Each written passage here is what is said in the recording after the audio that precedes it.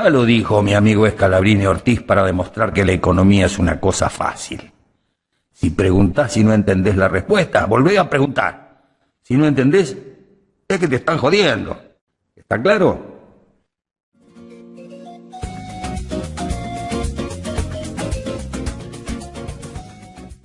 Bueno, este seminario de economía política lo coordina la doctora Marisa Duarte. Ella es, además de la directora del IADE, Instituto Argentino de la Empresa, directora de la revista del IADE, que acá hay unos ejemplares para que ella siempre generosamente trae para el que se quiera llevar alguno de distintas instituciones, muchos análisis, una revista muy interesante. Además es socióloga, es doctora en sociología, pero tiene una maestría en España, hecha en España en economía. ¿No te cambié los títulos? Sí, no importa. Bueno. Gracias, Rita. Me acabas de dar una economía. No sé, ella es una socióloga que se dedicó a la economía y nos hace el gran honor, ya el segundo seminario que hacemos, el otro fue virtual, el año pasado o el anterior, el año pasado, el 21, y ahora, bueno, encaramos presencial. Así que lo dejo en manos de Marisa y bueno, avante. Bueno, muchas gracias, muy buenas noches, gracias por venir con este frío que se ha vuelto. Muchas gracias, Rita, y en tu nombre a todo el taller, el grupo del taller, hay varios integrantes aquí, a Guille que está desde su casa. También, bueno, para mí es un honor, lo digo toda vez que puedo, estar ahora cumpliendo esta función. Nuestra intención de hacer el taller un poquito reiterando lo que hicimos el año pasado en pandemia, era esta situación casi mágica, digamos, de encontrarnos, de poder conversar, no solamente vía virtual, sino poder vernos, retener los nombres, las caras, ir conociéndonos, así que nos llena de orgullo que estén todos ustedes hoy acompañándonos. Y les quiero presentar a Cecilia Vito. Ella es licenciada en Sociología, tiene distintos estudios cursados posteriormente a la carrera. En este momento tiene terminada una tesis de doctorado que se presentará en los próximos meses. No queremos meter presión, pero ya casi está. Consideremos esto como un compromiso público. Después le voy a contar a todos ustedes si la presentó o no. Y es una persona que trabaja temas de la historia política de nuestro país, recuperando esas etapas un poco perdidas, ya sea por distintas razones. Una, la imposibilidad de estudiar durante el peronismo y durante la proscripción, sobre todo, del peronismo, esa etapa.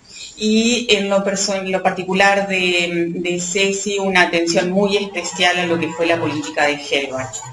Formamos parte con ella de la cátedra. Helvar es una cátedra abierta que se creó en el año 2014 por un convenio entre la Universidad Nacional de Quilmes, el IADE y el Centro Cultural de la Cooperación, que intenta hacer una recuperación de toda la trayectoria de Helvar y su esfuerzo por generar una burguesía nacional. A nuestro juicio algo de eso hubo, por lo menos más de lo que tenemos hoy.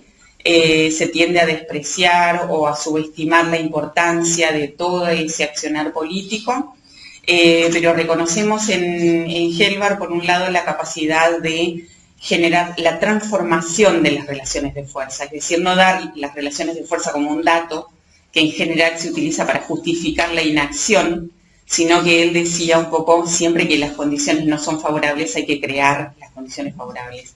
Y salía a trabajar por eso. Y nos parece que es un poco una forma de entender la política, y entonces la invitamos a Ceci para que ella haga una explicación que será sintética de lo que se llama la sustitución de importaciones, que es el auge de la industria en nuestro país del 55 al 76. Es una etapa bastante larga, pero en esto de modelizar y de ir dando un poco las claves para entender la economía argentina, es que a ella le queda esa etapa que es bastante larga y que nos parecía también en la conversación que venimos teniendo en estos días, que tiene mucho para interpelar al presente. Así que los dejo en manos de Ceci, la próxima doctora.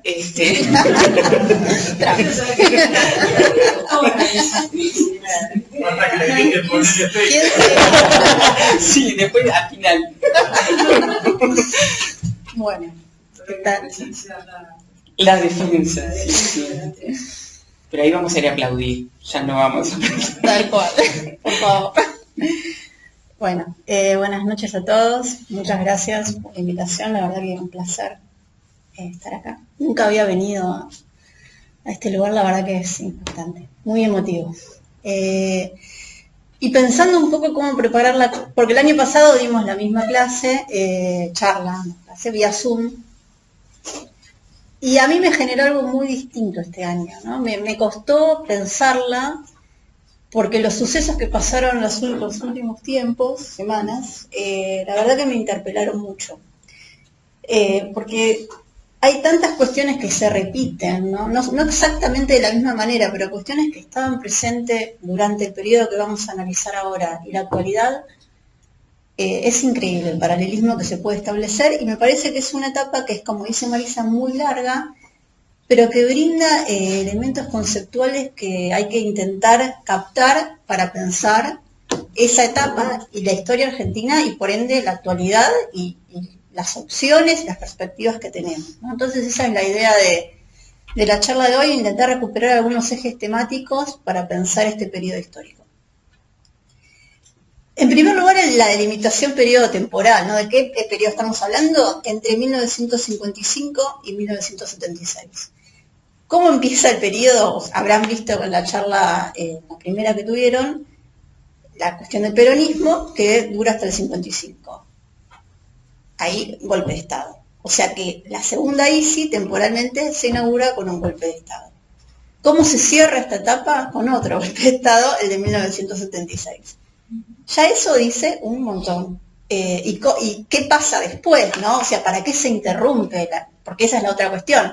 La ISI no se cae sola, se interrumpe. Y se interrumpe con un objetivo muy claro, que es desarticular un determinado funcionamiento de la economía, de la sociedad y de la política argentina. Entonces, la idea es pensar qué pasó durante esta etapa tan larga. Y ahí viene lo que me interpelaba tanto de lo que sucedió en las últimas semanas, que tiene que ver con la proscripción del peronismo, ¿no? Que uno lo lee en los libros de historia, y a mí, por lo menos, me daba la sensación de que es un dato contextual. O sea, que está mencionado, por supuesto, porque es súper importante, pero que como sociedad es súper fundamental volver a replantearnos qué implicó la proscripción del peronismo durante tantos años, porque es algo de lo que no se discute tanto, porque eso determinó todo un desarrollo de la economía, de la sociedad y de la política argentina que terminó trágicamente con el terrorismo de Estado. Entonces, repensar, reproblematizar el tema de la proscripción me parece súper importante y tenerlo presente como un elemento, una variable explicativa de primera jerarquía. Y que además fue un periodo que hubo dictaduras y democracias, pero democracias con el peronismo proscripto. Así que claro, eran las democracias que en realidad no representaban realmente, porque si hay un partido que no se puede presentar, no hay chance de que eso sea una democracia completa. Y por otro lado, ¿cuál es la unidad? ¿Por qué constituye un periodo en sí mismo, el periodo 55-76? Y tiene que ver con el concepto que lo habíamos charlado el año pasado, de régimen de acumulación de capital. O sea, la industrialización por sustitución de importaciones. Más concretamente, la segunda etapa. Si entre 1930 y 1955 fue la primera ISI, entre el 55 y el 76 fue la segunda etapa que, si la primera estuvo ligada a la industria liviana, y a esa alianza entre la burguesía nacional y los sectores trabajadores, en la segunda etapa se buscaba profundizar la industrialización a partir de la incorporación de la industria pesada vía capital extranjero. Esto lo va a hacer Frondizi a partir del 58, pero Eso es una transformación del modo de producción capitalista en Argentina, ¿no? Que tiene consecuencias muy concretas, que tiene que ver con lo que decía Marisa de la burguesía nacional, que Helbert buscaba fortalecer, pero que se encontraba debilitada en términos estructurales por el capital extranjero. Entonces, con esto en la cabeza vamos a tratar de armar los ejes temáticos para comprender la etapa. Empecemos por lo primero, que es el contexto internacional, que me parece clave para situar en qué momento del mundo estamos hablando, porque es sumamente importante. Y era muy bueno el contexto internacional en términos relativos, ¿no? Porque era la edad de oro del capitalismo. Era el momento donde había estabilidad económica, buenos salarios reales, sobre todo en los países centrales, condiciones de acumulación muy estables, políticas keynesianas, buen empleo, y había una hegemonía del capital de las empresas norteamericanas que se expandieron por todo el mundo y se expandían a distintos países del mundo, invertían en industrias que estaban ligadas al consumo interno de los países, ¿no? Acá en Argentina hubo, producto del desarrollismo, en esta etapa de contexto internacional, un gran incremento de la inversión extranjera directa, que producía directamente para los mercados internos de acá. Ese contexto internacional que fue tan favorable, obviamente que fue más favorable en los países centrales que en los que no son centrales, ¿no? Como siempre, pero no había posibilidad de devaluaciones internacionales, estaba la convertibilidad del dólar con el oro, los acuerdos de Bretton Woods, o sea que fue una buena etapa en términos del capitalismo. Esto se interrumpe, ya empieza a haber una crisis de este modelo a mediados de los años 60, y en los 70 se quiebra esta etapa y comienza la etapa del neoliberalismo. Justamente coincide con la interrupción de la ICI, por eso me parece que es importante tener en cuenta el contexto internacional. Y durante la edad de oro del capitalismo, los combustibles eran muy baratos, entonces eso facilitaba la acumulación de capital también. A partir del 73, con la crisis del petróleo, hay una alteración de la situación internacional, aumentan los costos de producción muchísimo, y empieza a tener preeminencia el capital financiero por sobre el productivo. Aumentan las tasas de interés, cambia la política monetaria internacional, cambia todo el contexto. Pero bueno, ya ahí entramos en otra etapa de Argentina. Nosotros estamos en la etapa previa. Y en la cuestión económica, ¿cómo se desarrollaba la economía argentina? ¿Cómo se denomina esta etapa? Es que el funcionamiento se llamaba stop and go de la economía argentina, que eran ciclos de pare-siga. Es decir, había un ciclo ascendente donde había producción industrial, había consumo, había un relativo dinamismo de la economía y de la industria, porque la economía estaba basada en la industria, hasta que el problema con la industria es que usaba bienes importados para su producción. Entonces había un momento del ciclo en que se llegaba a un cuello de botella del sector externo, es decir, a problemas en la balanza, no sé si les suena, a una crisis del sector externo, que ¿qué es lo que generaba? En el medio, con puja de sectores de poder, porque esto está relacionado con sectores sociales. Una devaluación, una traslación de ingresos hacia el sector agropecuario, y ahí se empieza la fase descendente del ciclo, que es la fase recesiva, donde los trabajadores perdían, había recesión, ganaba el sector agropecuario y perdía la industria. En términos políticos, esto Portantiero lo denominó empate hegemónico, que es que ni la industria ni el agro tenían una hegemonía clara el uno por sobre el otro, porque el agro mantenía el poder de veto y la industria tenía hegemonía en términos económicos, pero no tenía las divisas. Entonces se generaba este funcionamiento de la economía con el cuello de botella del sector externo. Esto, como les decía, está relacionado con bloques, con sectores, fracciones del capital que se encontraban enfrentadas entre sí. Dentro del bloque dominante estaba el agro y la industria. Y la industria estaba liderada por el capital extranjero. Pero a su vez hay una gran burguesía, le llama O'Donnell, que se beneficiaba en ambas fases del ciclo, en la fase ascendente y la fase descendente. Que en realidad Eduardo Basualdo lo llama la oligarquía diversificada, que es esta fracción de la oligarquía que tenía intereses tanto en el agro como en la industria. Entonces ganaba siempre jugaba ganador.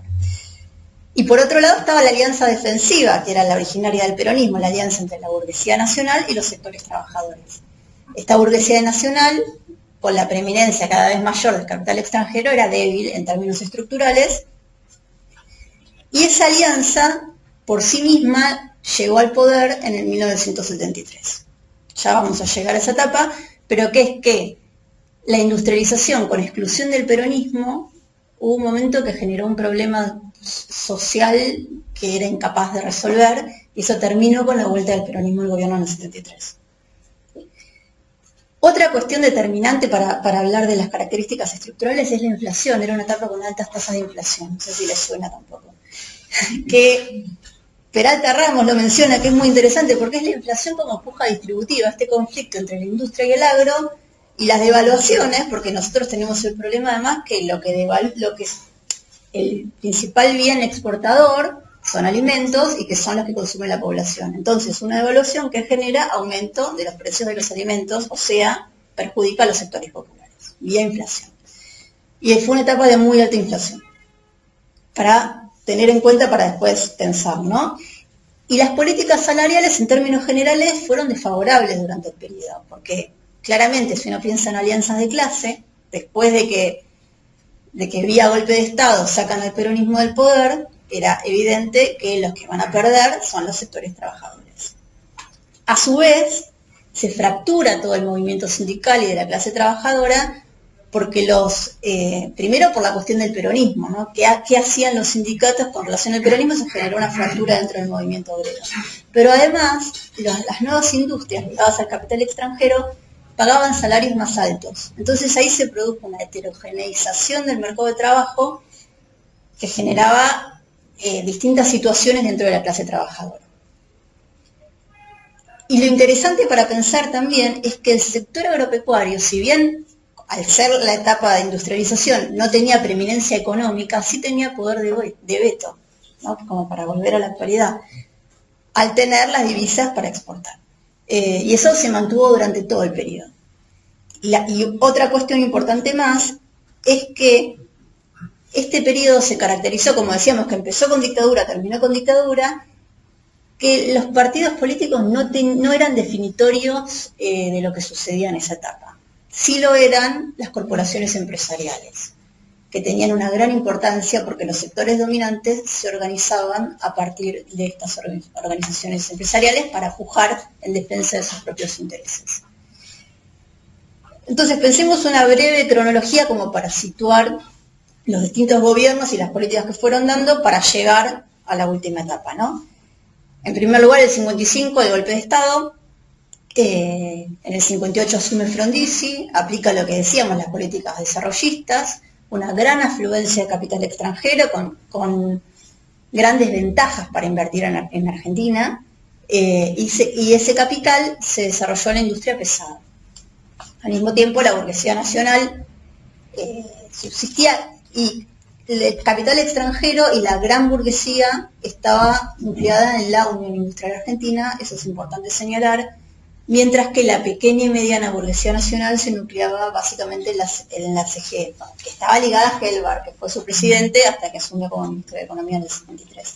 Entonces, esas dos corporaciones empresarias tenían proyectos contrapuestos, ¿no? Y la UBI, a su vez, en este periodo integró a Ciel, y después vamos a ver que integró a PG en el 75, y que eso fue una ofensiva golpista fenomenal, la que llevó a cabo a PG. En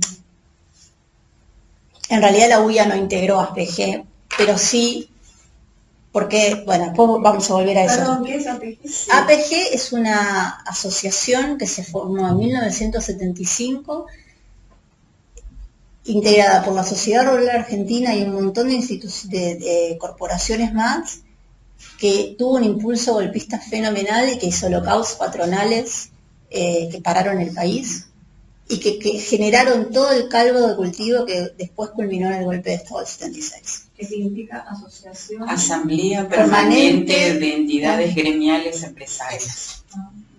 Está el listado de toda la gente. A la cabeza la sociedad rural. Sí, sociedad rural, las principales cámaras. Sí, y la UIA no participó porque la UIA, después lo vamos a ver en el 73, pero se asoció con la CGE y se fusionó cuando el peronismo tenía hegemonía en una institución que se llamó SINA. Entonces, como tal, no se fusionó directamente con APG porque estaba pegada a la otra institución, pero sí apoyó y formó parte de la ofensiva golpista. O sea, no directamente, pero sí.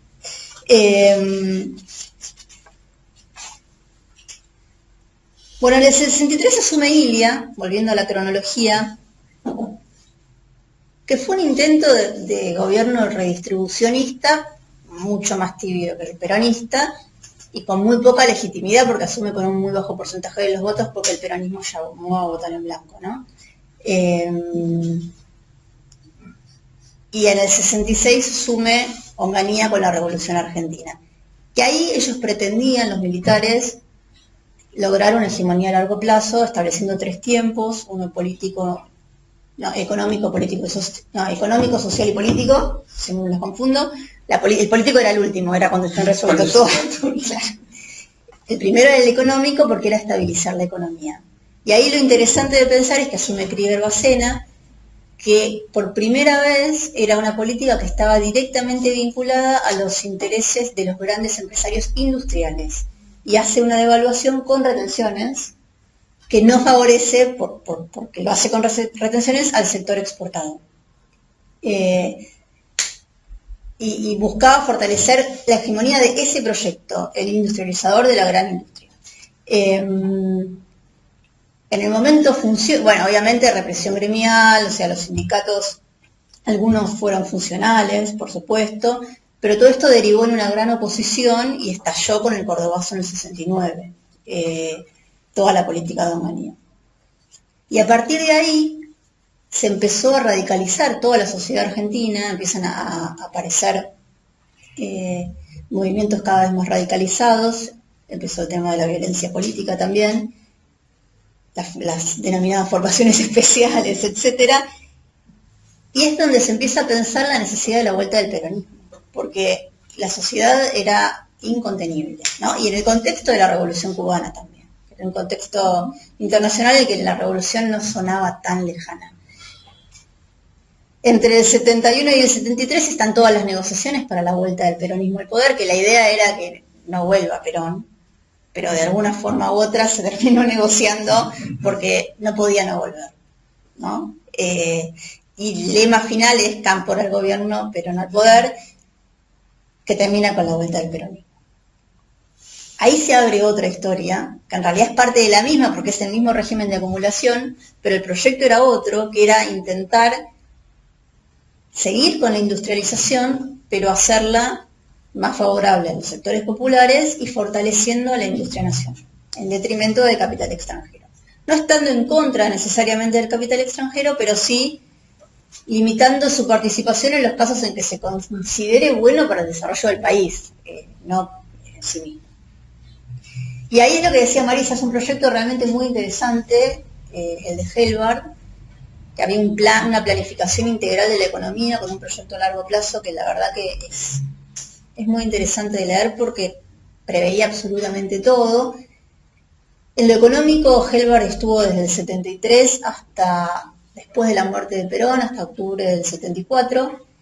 Pero en lo político la situación no fue tan pareja hasta esa etapa, ¿no? Porque primero asume Cámpora, después asume Perón, y ahí se genera una ruptura con la parte más de izquierda del movimiento peronista, y había muchas diferencias internas en el interior del peronismo, porque parte del problema era que con Perón en el exilio todos eran peronistas, pero después, después había que ver qué se hacía al gobernar, ¿no? Entonces había algunos sectores que querían el peronismo revolucionario, y que pensaban que Perón también quería el peronismo revolucionario, y al quedar claro que esa no era la opción, se genera una ruptura cada vez más grande, que queda en claro el 1 de mayo del 74, cuando Perón lo llama imberbes. Pero en el campo económico no hubo grandes cambios, sí con la muerte de Perón, porque ahí se acabó el proyecto, porque Helbard era el proyecto de Perón. Eso me parece que es interesante de resaltar. Y ahí no había vaivenes, era así. En el campo de la agricultura fue muy importante la gestión de Horacio Gilberti, y lo interesante de la política con respecto al sector agropecuario es que buscaban redimensionar las relaciones de fuerza en el sector, ¿no? Apoyar a los pequeños productores agropecuarios, hicieron un anteproyecto de ley agraria que realmente es muy interesante, pero que, claro, el diario La Nación lo publica anticipadamente y eso puso a todo el sector agropecuario en una ofensiva, y no solo agropecuario, a todas las clases dominantes ante una ofensiva virulenta contra el gobierno. Porque no era una reforma agraria, era una ley agraria, pero consideraba la tierra con una función social. Entonces, preveía incluso la posibilidad de expropiación de determinadas tierras en determinadas circunstancias, lo cual era intolerable para los sectores dominantes, realmente intolerable. Y ahí empieza la ofensiva esta de la que hablábamos, que mientras Helvar estaba en el gobierno había una crisis cada vez más grande, pero más o menos se podía mantener, y después de la muerte de Perón y de la renuncia de Helvar, ya no había más nada que hacer, digo, en cuanto al proyecto económico, ¿no? Y ahí es muy interesante hacer el seguimiento de los diarios. Yo lo hice por ese doctorado que mencionaba Marisa. Todas las solicitadas que publican las corporaciones agropecuarias entre fines del 75 y el 76 son increíbles, propiciando la desestabilización, ¿no? Y lo interesante para pensar, a mi entender, ¿no?, es el rol de la sociedad, pensando un poco, volviendo a qué hacer en estos momentos, ¿no? Porque la sociedad lo hace, digamos, mi sensación, ¿no?, que era tal el desorden y la ofensiva que en muchos sectores de la sociedad no reaccionaron, ¿no? Entonces, como que apareció como algo necesario. Y ahí me parece que está bueno pensarlo un poquito, de cómo se genera esa sensación de caos y cómo se contribuye a esa sensación de caos, y que lo peor que puede suceder es una sociedad callada, ¿no?, ante esas situaciones. Por ahí sí sería lindo que contaras un poquito de este plan con el que llega Helvar, que es el plan trienal, que tiene un conjunto de planificadores de la política estatal, de una capacidad increíble. Fueron 20 leyes, existe el documento, nosotros tenemos algún ejemplar, 20 leyes que pasan por el agro, la industria, la energía, en cada una de las áreas va definiendo de qué manera modificar la situación existente. Y, por ejemplo, en la ley agraria, que explica en parte esta reacción tan virulenta, atentaba contra el corazón de uno de los problemas centrales de la estructura agraria argentina, que es el latifundio. El latifundio, por tanto, el control del territorio, el control de los bienes, de los recursos y demás. No sé si querés comentar algo más del... Con relación al agro, por ejemplo, también estaba el impuesto a la renta normal potencial de la tierra, que se aprobó, pero nunca se llegó a implementar, que era muy interesante porque gravaba... la improductividad. Claro, en vez de grabar la producción, era por propiedad. Entonces el latifundio más improductivo... era más oneroso que el que trabajaba, que la tierra del trabajo. Y también ese fue otro factor determinante. Hay las juntas, ¿no?, de carnes y de granos, que hoy parece algo impensable, también funcionaron durante el periodo. Con relación a la industria, se hicieron... Claro, ahí las juntas habían sido creadas durante la década del 30, la crisis del 30. Después, durante la etapa desarrollista, habían sido deterioradas sus funciones, y lo que ocurre en el 73 es que se vuelve a instalar eso como una capacidad de intervención fuerte en ese sector. Sí. Con relación a la industria hubo un montón de leyes. Por la ley de inversiones extranjeras, que la modificó poniendo algunas limitaciones con respecto a la otra, que era mucho más permisiva, ¿no?, la que estaba anteriormente. La ley de promoción industrial, de compra nacional. de compra nacional. había un fomento a las exportaciones industriales. Eso se hizo durante toda la, me había olvidado de comentar eso, durante toda la segunda ISIC. Es muy importante porque una de las estrategias más a largo plazo que se hizo en el país para terminar con el problema del cuello de botella del sector externo es el fomento de las exportaciones industriales, porque ahí dejas de depender del agro, ¿no? Y es algo que da mucho más valor agregado. Y eso se hizo y aumentaron muchísimo, llegaron a representar el 20% de las exportaciones en el 73, pero ya venía de antes igual, pero el peronismo lo continuó. En esa época los electrodomésticos de toda Latinoamérica eran argentinos. Dreal y Columbia exportaban lavarropas y heladeras a toda Latinoamérica. Sí, y era una estrategia de desarrollo, ¿no? Muy interesante. Y la otra cuestión, después vuelvo a lo que me decías vos, pero la otra cuestión interesante para pensar es la deuda externa, que durante el periodo hubo deuda externa, pero está bueno para pensar que la deuda externa no es mala en sí misma, ¿no? Sino que depende en función de qué. Y durante la segunda ISI hubo deuda, pero no para fuga. Hubo deuda para desarrollo industrial y fue muy, muy, muy menor si se la compara con la deuda que hubo a partir del 76, que ese fue un plan sistemático, o en el 2015, ¿no? Que fue un plan sistemático de deuda para la fuga. Sí. Claro. Por eso es otro régimen de acumulación, porque se basa en la timba financiera y en la fuga de capitales. Este que estamos viendo hoy entre el 55 y el 76 se basa en la industrialización, con limitaciones, ¿no? Como estamos viendo, pero es un régimen de acumulación mucho más, con mayor potencialidad de inclusión social, ¿no? Y más favorable para la sociedad. De las leyes, ¿cuál me olvido? Ahora me quedé pensando. En la explotación petrolera.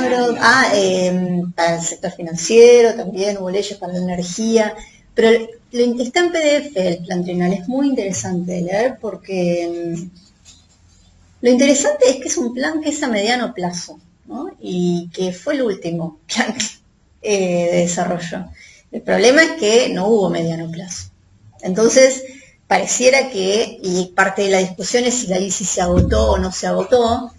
Yo creo que este plan tenía grandes potencialidades, más allá de la debilidad estructural de la burguesía nacional, y que es un problema complejo que no se soluciona de la noche a la mañana, pero estaba la posibilidad. El problema es político, porque si no dan los tiempos y hay una ofensiva del bloque dominante fenomenal, con una debilidad estructural del peronismo, no hay chance de que eso funcione, pero me parece interesante mencionar que la explicación, a mi entender, es política y no económica, ¿no?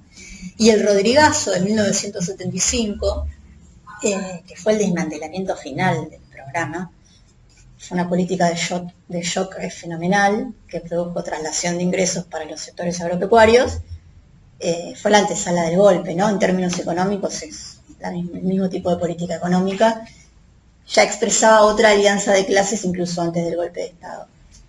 Y lo interesante para pensar también es que ¿por qué fue necesario el golpe de Estado? ¿No? Porque la proscripción evidentemente no alcanzó y ahora se buscó no solamente proscribir al peronismo o tener una menor calidad de vida de los sectores populares, sino directamente chau industria, porque la cuna del problema de la movilización, ese era el diagnóstico, entiendo yo, el problema de la movilización de la sociedad argentina tenía que ver con esa sociedad industrial, con derechos.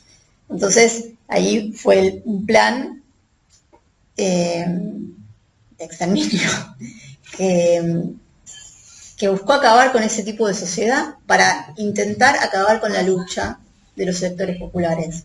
Vemos, por suerte, que no lo terminaron de conseguir porque la sociedad sigue luchando, mal que mal. Pero me parece importante mencionar que en el 76 ya fueron por todo, porque ese modelo de acumulación potencialmente tenía posibilidades, ¿no?, de desarrollo de la sociedad y había que exterminar esas posibilidades de cuajo. Y ese fue el objetivo más claro del golpe, que vuelve a incluir al periodismo, ¿no?, por supuesto. Sí, pensaba yo en el plan trienal, la hojita que se redacta al final, digamos, pero que presenta el plan, es una paginita donde Alfredo Erik Calcaño padre integra ese equipo, es uno de los impulsores, y ellos dicen, ¿cuántos van a leer este mamotreto con estas 20 leyes? Tenemos que redactar una página que diga que, si básicamente dice que es un plan de liberación nacional. De hecho se llama así, Plan Trienal para la Reconstrucción y la Liberación Nacional. Sí, y es políticamente de una claridad impresionante, ¿no? Entonces, contra todo eso es contra lo que reacciona, contra lo que reaccionan los sectores dominantes, y lo van a hacer en términos de revancha oligárquica. Me parece que eso queda claro. Y por otro lado, actuando o azuzando, digamos, una cierta inconformidad también de los sectores trabajadores, porque ahí hay una disputa por la distribución del ingreso. Ahora, las clases dominantes no tienen problemas de librar aumentos de salarios desmedidos, porque eso era lo que hacía estallar la cosa. Lo que hacía aumentar los niveles de inflación, lo que hacía aumentar las demandas, lo que hacía que todos salieran a demandar, y esa es la forma de arruinar un sistema, digamos, que en algún punto tiene que tener cierto equilibrio. Entonces, la presión de los trabajadores, cuando es respondida sin negociación por el burgués, es también alentar el fuego, que termina recién en el 76. Y todo el derrotero que sigue, tanto la etapa pensemos que primero muere Perón, pero Gelbar sigue en el Ministerio de Economía, y ya sin respaldo político empieza a desmoronarse de todo. Y está claro que conforme pasan los meses y se produce el proceso inflacionario, una serie de rupturas que continúan dándose al interior del peronismo, cuando en marzo del 76 llega el golpe, ya nadie imaginaba que había otra salida que esa, ¿no? Por eso me parece interesante enfatizar también estos procesos de construcción de la no salida. Es decir, si tardamos en ver qué está pasando, es probable que haya un momento en que nos dicen no nos queda otra que hacer esto. Sí. Pero antes hubo todo un proceso que lleva a ese momento. Mirarlo desde el después o mirarlo en el momento chiquito hace que se tienda a pensar que la única posibilidad que queda es el exterminio, como dice Ceci, que en parte es lo que ocurrió. Sí, y una cosa que me olvidé de comentar, que es muy interesante del programa de Gelbar, es que cuando sume, la inflación era cercana al 6-7% mensual, no sé si le suena. Y el plan, o sea, primero, además, ¿no?, del programa de largo plazo, había un programa de contención de precios y salarios, porque es imposible cualquier programa con estos niveles inflacionarios, ¿no? Y ahí se firmó lo que se denominó el pacto social, que era previo a un aumento salarial que era fijo para que sea mayor para los sectores que menos ganan, o sea, fijo, un congelamiento de precios y salarios total. Y en los primeros 6 meses bajó la inflación prácticamente a 0, o sea que funcionó muy bien. El problema fue que después vino la crisis del petróleo, además, ¿no?, del problema interno del peronismo, y era un programa rígido, ¿no?, que las empresas no podían aumentar los precios. Entonces, hubo que hacer actualizaciones que tenían que autorizar la Secretaría de Comercio para ver si los insumos importados correspondían o no correspondían, y se iba ajustando así de cuentagotas, hasta, bueno, y después con el Rodrigazo obviamente que estallan los precios por el aire, pero lo interesante es que en una primera etapa fue exitoso ese programa, y que es una herramienta que es interesante para pensar en contextos de altos niveles de inflación. El lado B que tenía es que los sindicatos, que buscaban tener un mayor protagonismo con la vuelta del peronismo al gobierno, tuvieron que negociar dejar de pedir por paritaria, porque primero les daban el aumento y después congelamiento, pero funcionó bien. Y es interesante. El tema que tienen esos acuerdos que son tan puntuales es que después es difícil salir, porque al haber un congelamiento sirven para un momento para estabilizar la economía, pero después generan como un corset complejo, y que es en parte ¿qué fue lo que pasó. empezó a pasar? Digamos, que las bases sindicales empezaron a presionar sobre las dirigencias hasta que en algún momento prácticamente todas las organizaciones sindicales expresan que si los empresarios no cumplen, porque se generó mercado negro, se generaron una serie de desabastecimiento y demás, que si los empresarios no cumplían, ellos no se sentían obligados a cumplir con el pacto social, y ahí es donde se empieza a resquebrajar todo. Y ahora no solamente ahí se produce después la renuncia de Helbach y los primeros intentos, hay distintos cambios de gabinete y demás, sino que comienza la persecución abierta, primero por parte de la AAA, que produce los primeros asesinatos, y después ya en marzo directamente la dictadura. Es una etapa que todos conocemos. Entonces, pasando en blanco, Ceci, decías varias cuestiones para pensar hoy. En primer lugar, el tema de la proscripción, que me parece que es... Creíamos un tema del pasado que fue específico de un momento, de los libros de historia, y de golpe a volver a pensar, porque a mí por lo menos me interpela, porque no es solo la prescripción, es qué genera eso, ¿no? ¿Qué genera como sociedad? La otra vez escuchaba en la radio que decía Artemio López algo muy interesante, que es como una caja de Pandora, que se abre y después dispara las fuerzas sociales hacia uno no sabe dónde, porque parte o sea, uno puede volver a pensar el tema de la violencia, de la radicalización de los movimientos a mediados de los años 70, y que en parte son emergentes de la imposibilidad de expresión de la sociedad, ¿no? En ese contexto tan prohibitivo.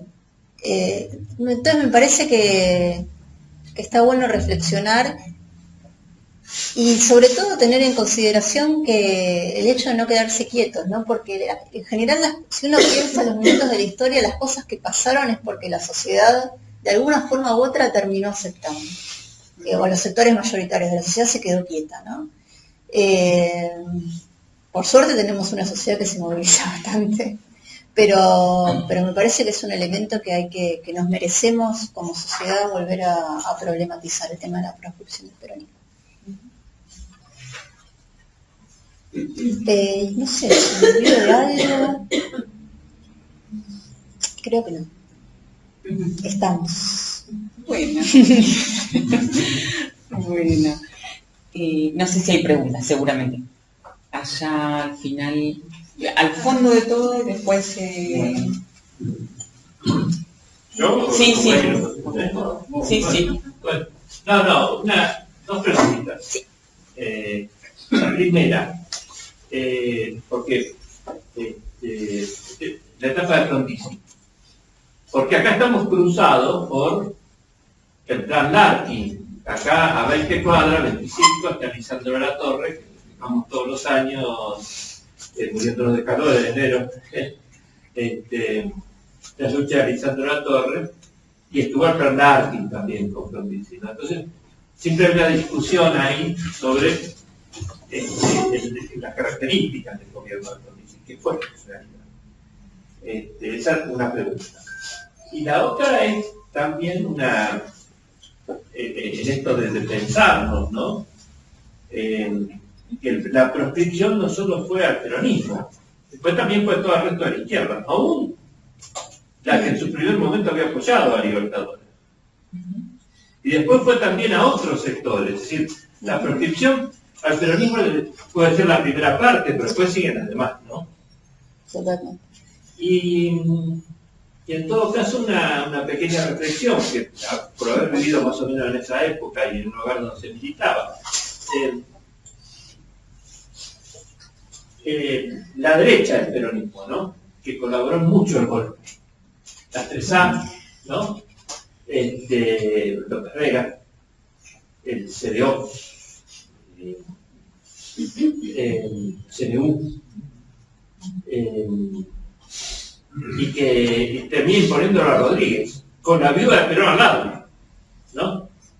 A Rodrigo, con la viuda de Perón al lado, ¿no? Era una cosa, también, es decir, como la derecha de adentro del peronismo siempre es una desordenadora para que llegue la derecha de afuera y que se termine de matar, ¿no es cierto? Una cosa así. Pero bueno, me parece que me excedí el ánimo. Sobre el Frondizi, la verdad que no tengo mayores comentarios. No sé, para mí, o sea, yo lo veo más desde el lado del desarrollismo, pero no puedo agregar mucho más. No sé vos, María. Lo que pasa es que con él llega la alianza fuerte con las compañías norteamericanas, básicamente, en la industria, porque había capitales, pero asentados básicamente en las explotaciones primarias, pero mínimas respecto de lo que va a ocurrir durante Frondizi. Entonces ahí se genera un polo de poder que va a articular con la deuda externa, que después con el sector financiero, y que funciona como preparatoria de lo que después va a ser la valorización financiera, donde ahí sí van a tener un papel. Pero es una pata más en las que se asientan estos sectores más diversos, digamos. Me parece que esa sería la personificación económica del frondicismo. Y por supuesto genera un proceso de transformación muy grande, porque si uno piensa en la etapa más proteccionista, más asentada en el capital nacional del peronismo, esto resulta una apertura a capitales distintos, pero claro, depende de en qué lugar uno está, ve los beneficios o no. Que esta es la gran discusión entre la etapa 1 y la 2 de la sustitución de importaciones, digamos, donde hay etapas que son expansivas y que incorporan trabajadores y otras que son recesivas y expulsan a todos, y esto del arranque y parada, ¿no? De las cosas que avanzan y retroceden. Lo que me parece importante enfatizar es que hasta el 76 la economía argentina, con todos estos vaivenes, es una economía que está siempre en una tendencia creciente en la distribución del ingreso, en la generación del empleo, es un empleo además protegido y demás. Entonces, bueno, los niveles de bienestar social se ven, digamos, generación tras generación. Eso para... Sí, con relación a la proscripción es así, y es el problema de las proscripciones, que se empieza por una cosa y es como una forma de gobernar. Entonces, me parece que una vez que uno entra en ese camino, es como muy complicado. Y con respecto a la derecha peronista, totalmente. Y me parece que es parte del problema del tabú de repensar el peronismo, en la segunda ICI y el peronismo, porque terminó, o sea, tiene una parte que me parece que es para rescatar, que es el proyecto económico de Helber y todo, pero tiene una parte muy oscura, que es la responsabilidad del peronismo previo al golpe en relación a lo que vos decís. Totalmente de acuerdo. Yo digo también, el radicalismo, por ejemplo, que ha prestado funcionarios a la dictadura, no está ajeno a ese camino abierto a la dictadura. No, pero el peronismo estaba en el gobierno y fue como que vivió en carne propia la descomposición. Entonces me parece que quedó muy pegado como movimiento. Pero, por ejemplo, con respecto al plan Helber, lo que fue la izquierda peronista estaba en contra. Sí, claro. Esa es una de las grandes paradojas. Es una cosa que hay que resaltar. Sí. Digamos, fue, para mí también... Sí, porque lo veían como un plan capitalista, entonces claro, estaban en contra. Y con respecto a eso, no sé si puedo... Este punto, allá había un par de compañeros antes y después volvemos, pero me parece interesante remarcar porque efectivamente la debilidad de, por ejemplo, de Ghiberti, él identifica muy bien que no solamente tenía que discutir con la derecha, sino que los sectores de la izquierda del peronismo también fueron una especie de tenaza, digamos, donde era muy difícil moverse. La izquierda, porque le exigía la reforma agraria en un país que sabemos que la Constitución es tremendamente compleja, y la derecha peronista considerándolo un Che Guevara, más o menos. Y de hecho, Ghiberti dice que él lo pasó peor entre la muerte de Perón y el ascenso de la dictadura que durante la propia dictadura, porque el acoso de los sectores internos del peronismo a él le dolía mucho más. La derecha él ya sabía, siempre supo a qué se iba a enfrentar. pero la idea de la lucha interna, digamos, donde se van volviendo en contra y conforme la balanza se va inclinando es cada vez peor, eso él siempre lo mencionó como una de las etapas más complicadas, digamos, que lidiar después con lo que era abiertamente un proceso de persecución y demás. Pero vayamos allá, había por lo menos un par de manos levantadas. Yo quería, visto del lado de vista económico, ¿no? Esos enfrentamientos que tenían militares con el gobierno de Frondizi. Yo del lado político lo entiendo, ¿no? Me gustaría conocer un aporte de cuáles eran esas disputas desde lo económico. Y lo mismo también en el Rodrigazo. Es decir, ¿qué fue lo que llevó desde lo económico, ¿no? ¿Qué llevó a que se produzca esa crisis, ¿no? Del Rodrigazo es muy claro, la literatura está dividida en dos. O sea, está la versión que dicen que fue un plan de shock que buscó desestabilizar el gobierno, y hay otra lectura, que es la de Juan Carlos de Pablo, que dice que en realidad fue producto del agotamiento de las variables, por el gasto del Estado, la ineficiencia y... O sea, lo que toda la vida dijo, que lo dice hoy claro, también, lo dice en el 75. Sí, tal cual. No le podemos recriminar que cambie de principio. Sí, sí.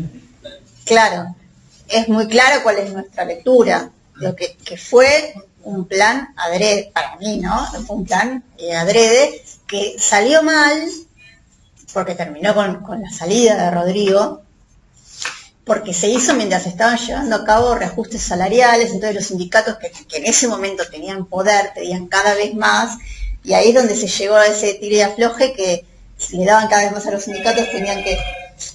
y ahí terminó con la salida de Rodrigo. Me da la sensación que excedió, pero no sé, no me queda tan clara la... Claro, pero piensen ustedes que fue una... vía inflación, una pérdida de salario real. Claro, o sea, claro, pero a la vez los sindicatos pidieron más y al darles más se generó más descalabro económico. Claro. Porque en paralelo a eso había aumentos de tarifas, o sea, todos los temas que vemos, que los hemos visto en distintos momentos críticos, estaban todos ahí. Y en el caso de las tarifas bueno, ahí hay un gran aumento. Y sin embargo, cuando llega el golpe en el 76, vuelve a aumentarlas, que es cuando Martínez de Oz habla de sinceramiento de las tarifas. Es decir, que pongan el costo de la energía, de los servicios públicos, a lo que quieran. Claro, pero en el caso del Rodrigazo, a mí me da la sensación que lo que se buscaba es desestabilizar.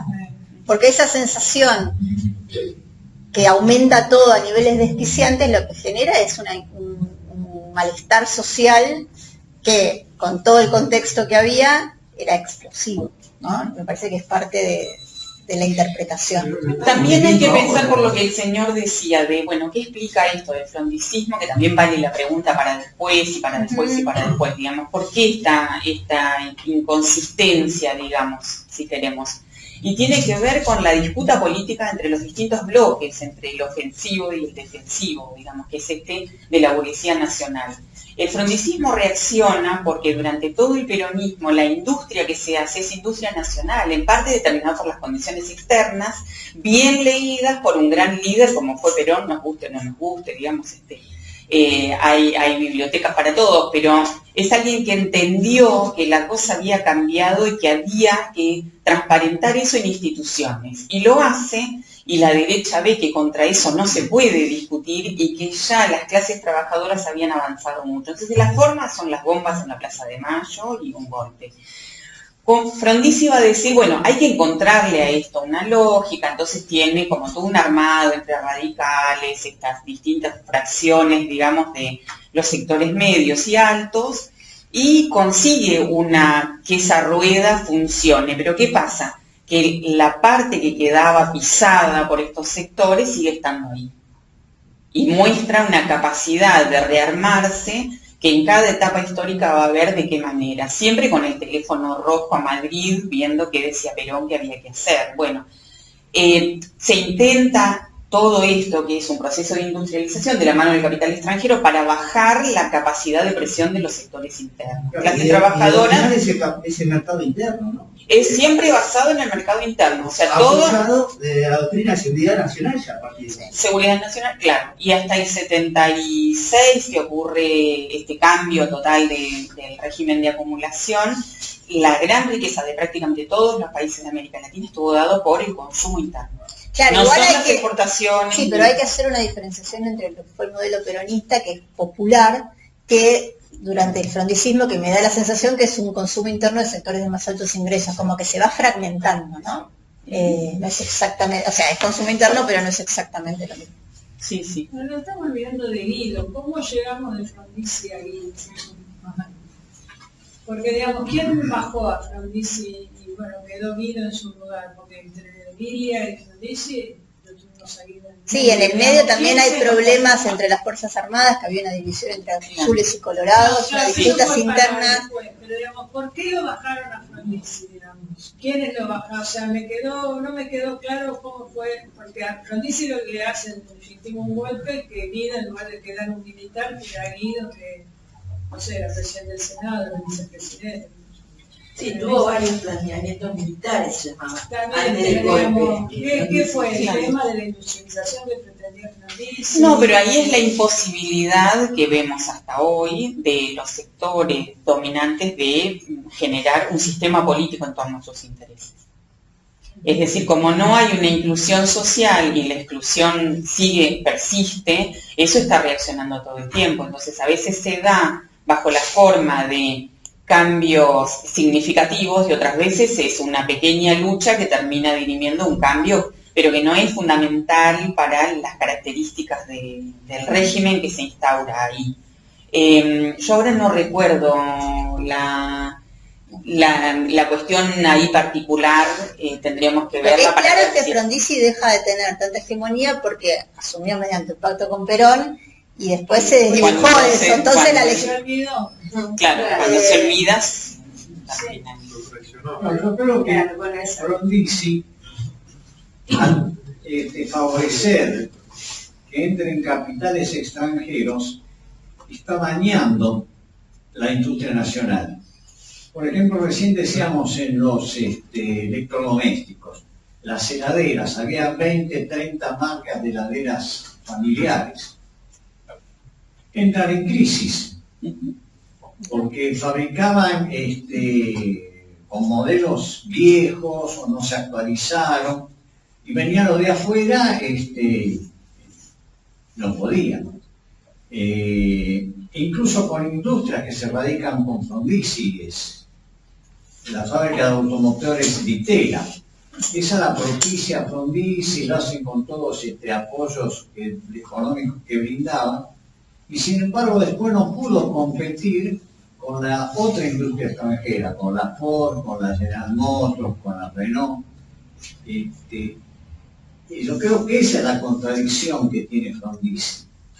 Claro, pero miren que va desarmando absolutamente todas las regulaciones que podían hacer que en el mediano o largo plazo uno tuviera una industria competitiva. Claro. Porque lo que muestra Ceci es que el nivel de exportaciones que había, sería la envidia de esta época de la industria, eso se va desmontando, porque conforme yo igualo las condiciones del capital extranjero con el capital nacional, pierde el capital nacional. Pero eso lo produjo Krieger Bacena, no es culpa de Frondizi. La industria nacional cayó mucho después. Sí, con Krieger Bacena, con Frondizi se alienta el capital extranjero. Y con Krieger Bacena se alienta la concentración y ahí sí jode a la industria nacional directamente. Por eso, o sea, Ditela y todas las industrias de electrodomésticos cayeron con Krieger Bacena. Sí, claro, pero con un proceso distinto.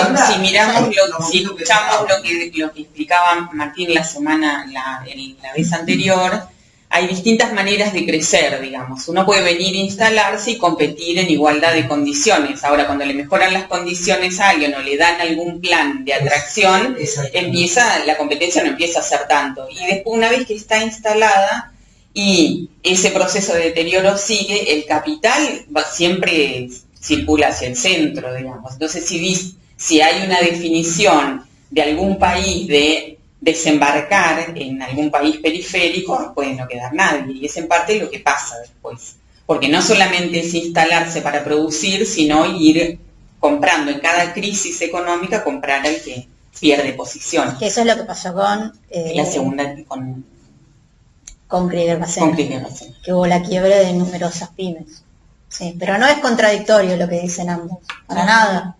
Las dos cosas se dan. Claro. En un caso es la llegada y en el otro es el Lo que pasa es que la llegada, si vos lo pensás a mediano plazo, sí o sí te va a generar una debilidad estructural de la burguesía nacional. Porque a largo plazo no podía no saberlo, digamos. Digo porque a veces se lo disculpan desde mi mirada, perdón. Sí. Con el desarrollismo, bueno, pero no logró, pero había dos leyes, que era la de erradicación de capitales extranjeros, pero una de promoción para el capital local. Esa nunca se reglamentó. Esos mecanismos, ¿no?, burocráticos y administrativos ¿por qué nunca se reglamentó? Claro, pero es un modelo de desarrollo que pensaban que el país se podía desarrollar vía capital extranjero. Claro. Si uno lo piensa, a mediano plazo no es posible, porque el capital extranjero va a tener sus propios intereses, que no necesariamente van a ser los del país. Entonces, que eso es lo que pasó con... la segunda, con Krieger-Massena, que hubo la quiebra de numerosas pymes. Sí, pero no es contradictorio lo que dicen ambos, para nada. Las dos cosas se dan. Claro. En un caso es la llegada y en el otro es el Lo que pasa es que la llegada, si vos lo pensás a mediano plazo, sí o sí te va a generar una debilidad estructural de la burguesía nacional.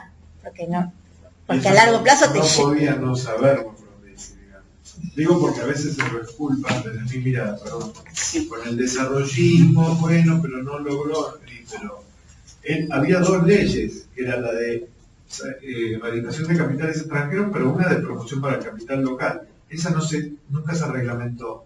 Esos mecanismos, ¿no?, burocráticos y administrativos ¿por qué nunca se reglamentó? Claro, pero es un modelo de desarrollo que pensaban que el país se podía desarrollar vía capital extranjero. Claro. Si uno lo piensa, a mediano plazo no es posible, porque el capital extranjero va a tener sus propios intereses, que no necesariamente van a ser los del país. Entonces, sí, hay también un proceso que es de largo plazo y que es muy difícil que sea percibido incluso por los sectores dominantes, que es que estos procesos de concentración, de descentralización, que sería esto, de que el gran capital va quedándose con todo, cuando es extranjero, produce un empobrecimiento general del país, donde también los industriales y los capitales grandes van a perder. Alguno ganará, que es la idea, ¿no? El que se sacó la lotería es mirá, qué bárbaro, el que va al bingo y siempre gana, porque no te cuenta todas las veces que va y pierde. Entonces, hay una cuestión en la dependencia, en el subdesarrollo, en lo que fuere, que es esta idea de que hay un sector que gana siempre. Pero eso en algún momento se termina, y eso es lo que no termina de ver ese sector dentro del país periférico que funciona como un servicio, como servidumbre del capital extranjero, que es que a la larga él también va a sufrir las consecuencias, por agotamiento de los recursos, por cambios en el ciclo, por caída de los precios, por lo que fuera. En algún momento va a necesitar del Estado, que lo vemos todas las veces. Cada empresa grande que quiebra va a llorarle ahí. Hay estatizaciones donde no somos Cuba, si los auxiliamos porque pidieron por favor. Ahora, si decimos Vicentín debe expropiarse, aparece toda esta cosa, ¿no? Entonces ahí hay una doble vara. Pero lo que me interesa recalcar es que el proceso largo, si uno lo mira, por eso nosotros intentamos mirar como un periodo muy largo, es de empobrecimiento general. Pero no se hacen cargo los que lo producen, sino que acusan al peronismo o a la alianza defensiva, para llamarla aquella alianza que representa a los trabajadores, del proceso de deterioro. Cuando se habla de los 70 años, son ellos los que generan el deterioro, que después es achacado a los gobiernos que más han hecho por la inclusión y por el reparto de la riqueza.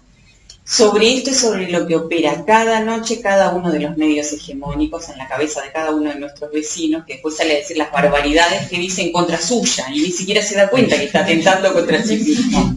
¿Se entiende? Ya tengo. Ay, Rita Pérez. Sí, después. Yo quería marcar una cosa que me parece que en la charla quedó un poco, a lo mejor, lo digo confusa, pero no está del todo claro.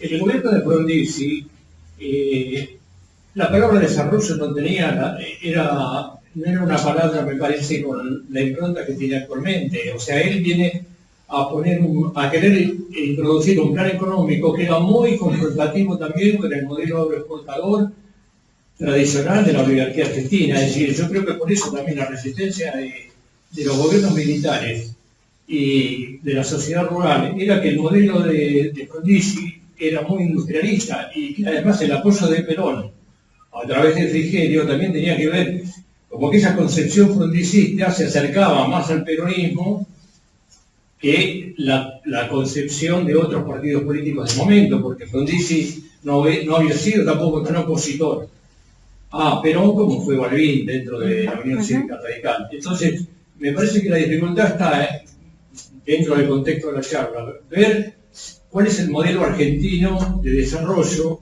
y si se puede formar, cosa que creo que no tenemos, una burguesía nacional que esté dispuesta a llevar adelante un proyecto industrialista, porque si uno ve la reiteración de los golpes militares es querer aplicar un modelo agroexportador que era el de la oligarquía, no sé, de 1920, desde la generación del 90 en adelante, era que en ese momento hubo un desarrollo político muy acelerado, digamos, con la ley San Peña, pero donde no queda claro si Argentina, cuál es el modelo capitalista de Argentina, y siempre es como que cuando hay un golpe militar, sea de Onganía, o bueno, ni hablar de Videla, se retrocede 30 años, se fue al diablo.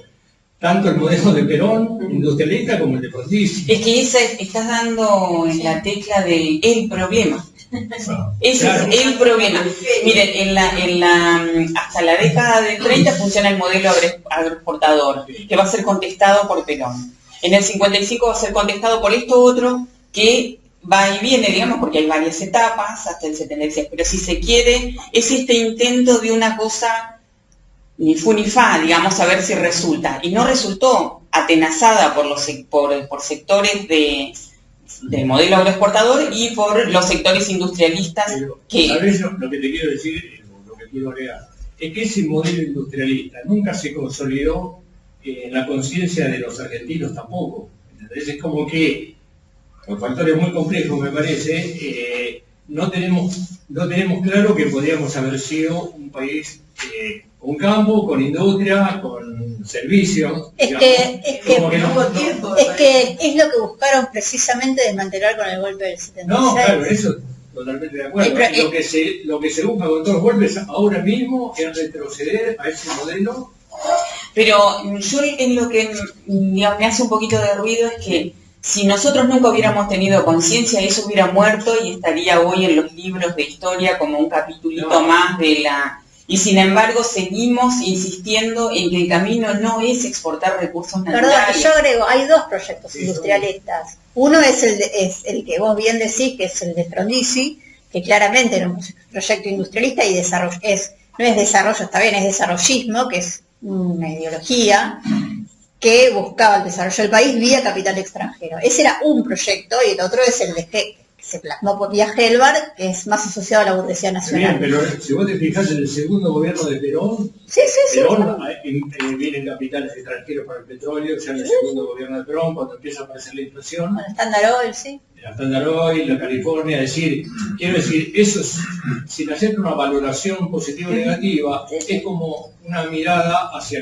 también al capital extranjero, pero que sirva para desarrollar... Es que Perón no renegaba del capital extranjero. No, el tema es quién lo comanda. Claro. ¿Quién comanda el proceso? De hecho, el tercer peronismo... Esa era la cuestión. Alienta al capital extranjero, el tercer peronismo también, pero supeditado a determinadas actividades que sean relevantes para el desarrollo nacional, lo ponen tal cual. Y donde la burguesía nacional no está en condiciones, por falta de acumulación, por lo que fuere, entonces ahí sí, pero sería como una especie de rueda de auxilio, pero no que te pongan las condiciones.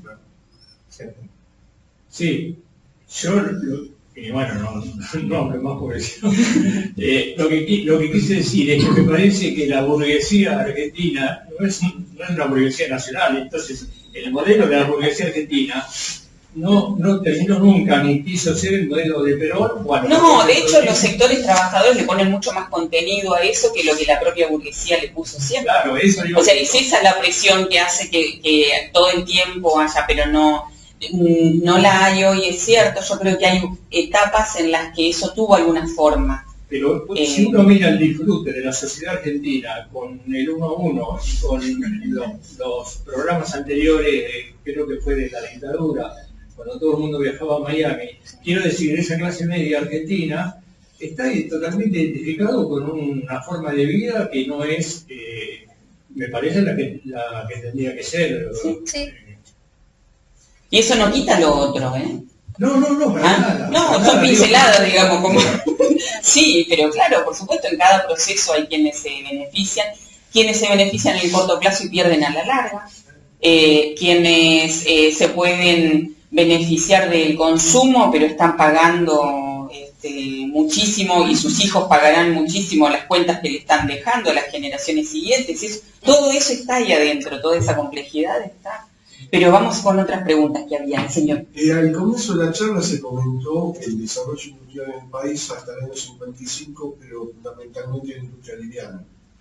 Y después con el gobierno de Frondizi empezamos a hablar de industria pesada. Yo lo que te quería comentar, y después una opinión de ustedes, es porque Perón una vez comentó que cuando él toma el poder se importaban alfileres y cuando le dan el golpe se fabricaban buques mercantes. Y en relación a la industria pesada, te quería preguntar el rol que tuvo fabricaciones militares en el desarrollo de la industria pesada del país. Sí. Porque no sé, no creo que haya sido Frondizi con la industria de los capitales de Estados Unidos, la industria automotriz, generó la industria pesada acá. O sea, en términos estructurales, durante la segunda industrialización, el sector predominante fue el capital extranjero. Eso no quiere decir que, y de hecho, hay un libro muy interesante de Marcelo Ruller sobre el Estado empresario que muestra el caso, por ejemplo, de fabricaciones militares, etcétera. No es necesariamente excluyente a ambas cuestiones. Lo estamos hablando como en términos estructurales generales del desarrollo argentino, ¿sí? Pero estas fabricaciones militares y una cantidad de empresas que sigue teniendo el Estado y que marcan la lógica del sector de actividad, sí, donde después el capital extranjero va a incidir, de hecho muchas veces condiciona desarrollos existentes, pero eso sigue hasta, digamos, de hecho la estructura del Estado empresario, porque incluso los militares en el 76, las privatizaciones que hacen son absolutamente periféricas porque son, digamos, tienen en la cabeza la idea de un Estado y demás que a nosotros puede no gustarnos o que tenía todo lo que no debía, pero las privatizaciones no fueron al corazón del Estado empresario argentino. Eso ocurre recién en los 90, con lo cual fíjense todo lo que implicó desmontar la idea de ese Estado, porque en parte es la convalidación social. Tuvo que haber un nuevo DM2 y toda esta historia que convenza a los sectores medios de que era posible consumir como europeo para que se dejara rematar el patrimonio y una público. Campaña de desprestigio que se dio mucho en los 80, todavía no estaban los medios masivos de comunicación, pero había un programa, yo recuerdo, que tenía mucha audiencia, que era Tiempo Nuevo, donde se desprestigiaba toda la fuera empresa estatal. Y se generó una cultura en relación a eso, y hoy en día sigue una empresa estatal es sinónimo de corrupción. Totalmente. Sí. ¿Quién más había levantado la mano? Yo quería hacer una pregunta hoy. En la segunda etapa del periodo de sustitución de importaciones, ¿se puede decir que aparece un nuevo movimiento obrero con características diferentes a las que aparece durante el peronismo? Yo creo que el movimiento obrero distinto va a aparecer sobre finales de los 60, porque ahí sí, digamos, la proscripción del peronismo tergiversa también la lógica de funcionamiento de las organizaciones sindicales. Entonces se va a empezar a producir el proceso de burocratización, pero que no va a molestar tanto porque tampoco hay mucho que disputar políticamente, Entonces, son más bien estrategias y acuerdos y desacuerdos, pero que permanecen dentro de la lógica sindical que le impuso el peronismo.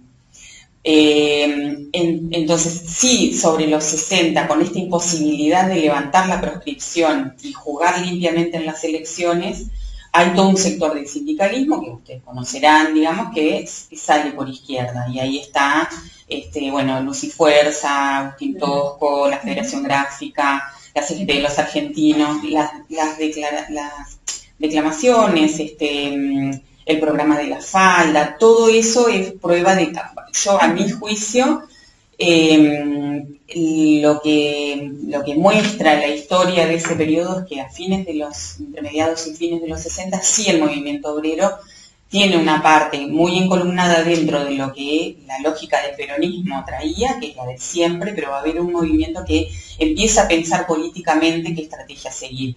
Y a mi juicio es ese sector el que va a empujar a los militares realmente. No va a ser el sindicalismo burocratizado, sino estos sectores los que ensanchan los espacios de, ensanchan las dimensiones de la alianza defensiva, que siempre se considera como defensiva, esta de los trabajadores. Los Agustín Tosco. Los Toscos, sí. Se llama el sindicalismo clasista. Un segundo porque están los dos hablando. No, creo que lo que se llama el sindicalismo clasista. Claro, era lo mismo. Claro, el sindicalismo clasista, digamos que también es una expresión de muchos procesos de inconformidad con lo que estaba pasando y de no hackear hasta las últimas consecuencias a las distintas dictaduras que iban apareciendo. Es decir, de no pelear por la finalización. Y fíjense que tanto a Bandor como a todo el sector colaboracionista lo que le cobran es esto de no ir a fondo con la discusión política sobre la proscripción del peronismo. Esa es una etapa que es sumamente interesante porque condensa no solamente la inconformidad de los sectores sindicales más de avanzada, sino que junta también a los sectores medios, estudiantiles. El cordobazo, todo esto. El cordobazo, el rosariazo, el viborazo, es una segunda, una réplica, digamos, de estos procesos, y después pequeñas reacciones que hay en otras provincias de menor envergadura, por la propia dimensión de las provincias, pero hay un proceso ahí de efervescencia que se va a ver de distintas maneras y que termina forzando a la dictadura, porque esto no es una concesión, digamos, sino que fuerza a la dictadura a aceptar que Perón designe un candidato. Entonces, hay acá también una mirada sobre cómo lee Perón esta situación y si era posible o no generar una conjunción entre fuerzas que se habían distanciado tanto. Para mí es evidente que el país que tenía en mente la izquierda peronista era otro que el que tenían los sectores más de centro o derecha del peronismo. Si eso era posible de consensuar, tal vez Helvar con todo su equipo económico son el esfuerzo mayor de consenso, porque no era un proyecto revolucionario, no era un camino al socialismo el que se planteaba en ese programa. Si ese programa no actuó como prenda de paz, era muy difícil, porque cualquier otro más hacia la izquierda hacía que toda la derecha se fuera. Y cualquier otro corrido un poquito más hubiera sido también. Y fíjense que validado por Perón, avanza toda esta etapa. Pero el día que Perón muere ya está claro que no va a ser posible sostenerlo. Y hay una serie de represalias que comienzan inmediatamente. O sea, no es que se espera el golpe para verse. Yo creo que sobre este trauma, digamos, no resuelto es sobre el que seguimos andando. Que es interesante para pensarlo. Yo solo un comentario, porque cuando hablamos de los medios de comunicación, claro, no eran los de ahora ni mucho menos, pero yo creo que si le preguntamos a la mayoría de la población el motivo del golpe del 76, te va a decir que es por la violencia política de ese momento. Totalmente. Y creo que la mayoría de la sociedad lo aceptó porque lo que venía de los diarios era la guerrilla, la guerrilla, la guerrilla, la guerrilla, y que el motivo que justificaba el golpe era terminar con esos guerrilleros. En realidad ya había terminado básicamente, sí. Pero o sea que esos medios de comunicación también estuvieron ahí. Sí, pero además... Ese es mi recuerdo, por lo menos, porque debo decir que era adulta. Debo confesar cómo volvió la cabeza de la clase media y de por ahí otros sectores neutral. Pues claro, pero eso fue un poco después, pero me refiero yo el tema ese de la guerrilla, el tema era la violencia. Entonces, bueno, para acabar con la violencia necesitamos a los militares. Claro, pero son la avanzada en cada etapa, porque no si uno mira también en el 55, las editoriales, los diarios, es para hacerse una fiesta, y es más o menos el mismo discurso. Por eso, digamos, y lo que pasa es que son más poderosos, obviamente. Sí, sí. Es un misterio también cómo no consiguen, digamos, fíjense que recién en el 2015 esos sectores tienen un partido político con el que disputar la cuestión no menor. Mejor para nosotros, pero peor para nosotros, ¿no? Porque se entiende, le da legitimidad en el juego político a herramientas que pueden no ser democráticas. Pero como en la democracia liberal entra todo. Sí, y una naturalización de la represión, ¿no? Sí. Porque es lo que está sucediendo actualmente. Claro. Se busca instalar como la necesidad de represión, si pasa, pasa, y endureciendo cada vez más los discursos, que para mí no es casualidad, es una estrategia para ir corriendo cada vez más para la derecha, y amplios sectores de la sociedad parecieran no responder, o sí. no horrorizarse. No horrorizarse.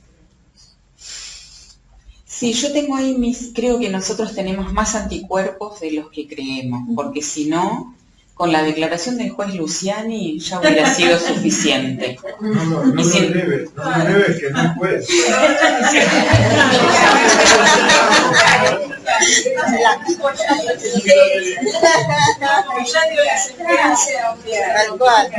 Claro, pero no hubo una aceptación per se, o sea, se generó todo lo que se generó después de que habló, que hubo otras causas donde un hecho así, o un periodista bien vestido, maquillado, peinado, todas estas cosas, dice algo y ya está, es así, no nos problematizamos esto. El tema es cuando escuchamos eso, dijimos, ¿este payaso dónde salió?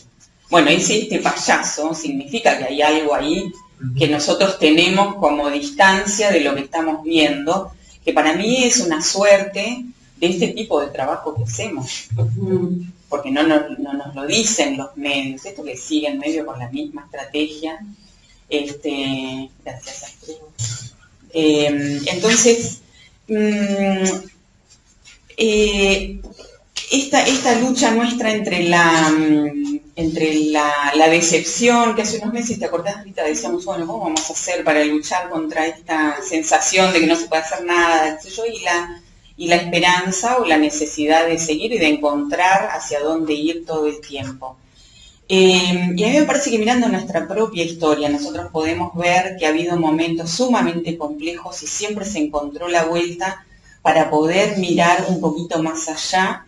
Y en política nunca ninguna disputa, ninguna lucha está saldada antes de dar la pelea. Nos podemos equivocar, podemos fracasar, podemos cerrar el tiempo, el momento, la estrategia, la oportunidad de hacer las cosas, pero me parece, y creo que somos muchísimos los que compartimos esta impresión de que hay que participar siempre, estar siempre terciando en eso. Yo creo que si este intento de atentado contra la vicepresidenta no pasó como un hecho más, es justamente por estas cosas que nosotros tenemos incorporadas, porque podría haber pasado como un hecho más de toda esta espectacularización, ¿no? Esto como forma de un espectáculo donde un día alguien se desnuda y otro día alguien mata a alguien y otro día no sé qué, y todo va pasando. Y me parece que no, que hay alertas en nuestra sociedad, sectores más o menos comprometidos con este tipo de luchas. No pasó el 2x1 tampoco, y eso es gracias a la movilización, digamos. Pero lo identifico como en todas las causas donde la derecha no avanza es porque hay una reacción social importante, más allá de si los dirigentes están a la altura, más allá de quienes nos representan, es decir, hay como una materia viva ahí que está muy atenta y estamos en un momento otra vez crítico de los tantos que hemos visto a lo largo de nuestra historia y evidentemente no hemos bajado los brazos, no es poca cosa para toda la historia política.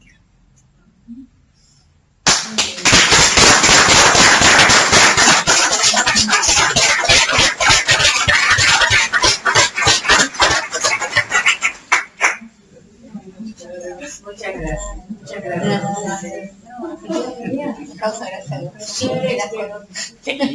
Como comentario, yo le escuchaba a Ricardo Danowski decir que se hacía un análisis de culpa, diciendo qué no hicimos para que esto pasara. O sea, ¿qué tendríamos que haber hecho antes? ¿De qué no nos dimos cuenta? ¿Qué no vimos como para llegar a lo del jueves pasado? Porque lo de Luciana es como que lo íbamos viendo que llegamos a eso. Lo del jueves pasado no lo veníamos viendo. O sea, está bien, había un comentario, lo dijo el abogado de ese programa de televisión. Ubeira. Lo dijo, pero no sé, será porque en el país no pasó otras veces que intentaran matar a un presidente o un vicepresidente, que no lo corporizamos, pero en realidad creo que la mayoría nos sorprendimos. A pesar de todo lo que estaba pasando, nos sorprendimos, más allá del dolor, de angustia, de miedo, de pensar que el país estallaba en 10 pedazos. Bueno, y él se preguntaba eso, ¿qué no hicimos? ¿De qué no nos dimos cuenta? ¿Qué pasó para que llegáramos a esto? Hacer todo un análisis de culpa, de revisión interna, de revisión. Bueno, a lo mejor algún día hay que también pensar eso. ¿Qué no hicimos y qué tenemos que hacer ahora? Estar en la calle. ¿Qué no estamos haciendo? ¿Qué no estamos haciendo? Porque lo que pasó sigue pasando. Sí, lo que es claro es que no hay que naturalizar la violencia política de ninguna forma y hay que salir a la calle como sea. Porque si pasa eso, estamos complicados. No, más bien, como en otros países de Latinoamérica. Pero bueno, digamos, si voy a pensar qué tenemos que hacer, digamos. Seguir participando. La movilización popular es la herramienta. Seguir participando. Mañana hay 2 movilizaciones, una en Parque de Sama, la otra en Parque Chacabuco, a la que le guste. A uno más que otro, pero seguir estando en la calle, porque eso es lo que impide que sigan avanzando. ¿De qué son esas concentraciones? Bueno, en el Parque Patricio. Parque Patricio está Rashid y el... La de Lezama es la del sábado pasado que se suspendió para ir a Juncal Claro. Sí. Y la de Parque Patricios es un corte a la corte. Es el corte a la corte. La presión de ellos y de Padilla. Sí. Y hay otra en Luján. Y Luján la Pinza. O sea que, bueno, después en la provincia también. Yo tengo mucho más para cuestionarle a la dirigencia política que a nosotros como sociedad. Porque nosotros nos hemos cansado de decir que esto iba mal, pero no nos ha ido muy bien. Sí, bueno, cuando yo digo de nosotros, sí es nosotros. Sí, pero yo diferenciaría, porque me parece que ahí hay un problema serio. Hace bastantes elecciones que metemos la mano en la urna con ganas de matar la mano también. Eso no puede ser. Que no es que nos falten referentes razonables. Miren ahora todas las plazas. ¿Qué político, qué legislador, qué diputado está yéndose cada sábado a la plaza? Como vamos un montón de veces. No, van. Sí, pero no están encabezando las cosas. La encabeza Rashid, la encabeza el juez Ramos Padilla, digamos. Sí, también, bueno, mañana va a estar todo enfrente de todos. No sé cuántos son los oradores, pero bueno. Deberían haber estado todos los días desde que asumieron el gobierno, en todos los medios, explicándole a la gente. Nosotros no entendíamos en qué consistían las medidas del gobierno, por ejemplo. No, sí. Bueno, a eso es a lo que voy. O sea, nosotros sabíamos muy bien que, o sea, sabíamos muchísimo más de lo que quisieron reconocer la dirigencia que aceptó estar en esta coalición de gobierno. Eso creo también. Que nos hemos querido engañar un poco para ver si ¿Qué va? Para dormir más tranquilo. Claro. Y un poco de negacionismo también. A mí, lo que hablando de ese periodo, ¿no? Que fue el de la resistencia, que fue, bueno, los periodos más épicos del pueblo argentino se dieron a la resistencia, ¿no? Y yo le comentaba, estábamos charlando acá con los compañeros de algunos hechos que se vuelven a dar, ¿no? Porque recordamos, por ejemplo, cuando fue lo de Chicago, que se cantaba la marcha peronista, y entonces la policía venía reprimía, entonces después cantábamos con arroz con leche, la marcha peronista. Y esa alegría fue la misma que vimos el viernes. Cada 20 metros, o que veíamos cuando fuimos a la casa de Cristina, cada 20 metros había una batucada, ¿no es cierto? Claro, sí. En donde la gente bailaba, se reía. Esa alegría, esa épica, me parece que es como un ADN, Sí. ¿no? Que tiene el pueblo argentino, que es lo que nos sale a resistir. Y creo yo que es eso lo que nos quiere un poco quebrar, ¿no? Daniel Feinstein, un artículo otro día nos decía que la derecha lo que quería quebrar era el pacto que se había hecho en el 83. Es decir, acá hay un pacto, muertos no. Y bueno, fue lo que también pasó con lo de Maldonado. Lo de Maldonado fue una movilización impresionante. Es decir, muertos no, esta sociedad no se resiste un muerto. Y menos una vicepresidenta muerta. Y menos entonces, yo creo que quieren romper ese pacto, ¿no? Y quieren empezar a mezclar muertos. Es ese desorden que la derecha, otra vez esa derecha va a crear ese desorden y después se va a mostrar como la única salida posible, ¿no? Pero creo que en eso tenemos bastante ADN y la respuesta desde las bases espectacular. Sí. Yo coincido con Marisa que hay una contradicción entre la movilización de las bases y cierta corrupción. No, la resistencia pasó lo mismo, no había corrupción, pero mandaba un distinto de vez en cuando, un disco que era cantón,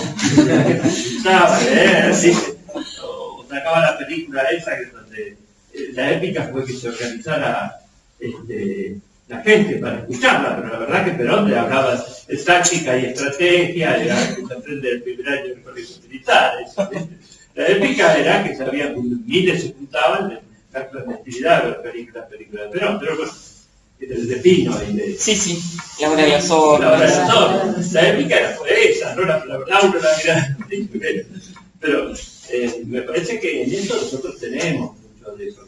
Coincido, hay una cierta contradicción entre las bases y la corrupción, ¿no? Eso en este momento, digamos, también hay que tener en cuenta que son procesos políticos. En algún momento vamos a confluir y esperemos que confluya en nuestro campo y no en el de los otros. Que confluya primero el nuestro. Sí, es siempre así. Así que bueno. Bueno, nos vemos el viernes de la semana que viene. Sí, yo que Rita nos diga porque descubrimos un error en el cronograma de charla que tendríamos que arreglar porque aparece feriado un viernes para sí, pero falta mucho. El próximo sigue tal como veníamos pensando. Vieron que el 7 de octubre y el feriado y el 10 también. Se postergará una semana las charlas que hay que hablar con los charlistas. Sí, no, ya hasta ese momento está todo bien y después veremos. Septiembre sigue como planeado. Claro, exactamente. También si tenemos más tiempo, capaz que ya vemos